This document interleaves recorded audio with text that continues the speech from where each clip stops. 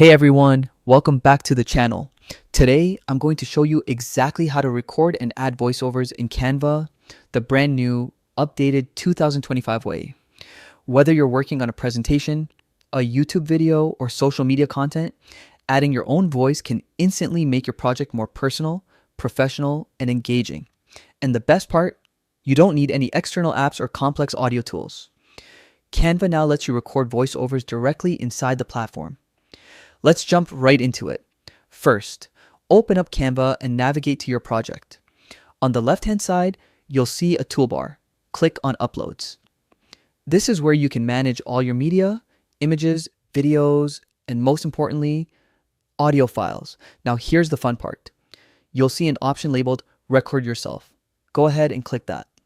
This feature allows you to record your voice directly inside Canva, which is perfect for quick narration or voice explanations without leaving your design. Once you click it, a new recording window will appear. Before you start, make sure your microphone is connected and working properly, and try to record in a quiet environment for the best sound quality.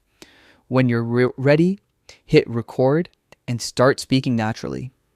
You can pause or stop anytime, and if you're not happy with the result, you can re-record until it sounds right. After you finish recording, Canva automatically saves your audio to your Uploads section. Now it's time to add it to your project.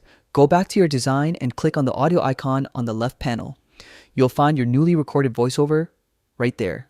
Click the file and Canva will automatically embed it into your project timeline. You'll see the audio waveform appear below your video or slides, allowing you to adjust the timing, trim sections, or align it perfectly with visuals. And that's it. You've just recorded and added a voiceover, all inside Canva. It's super simple, and once you get used to it, it'll become an essential part of your creative workflow.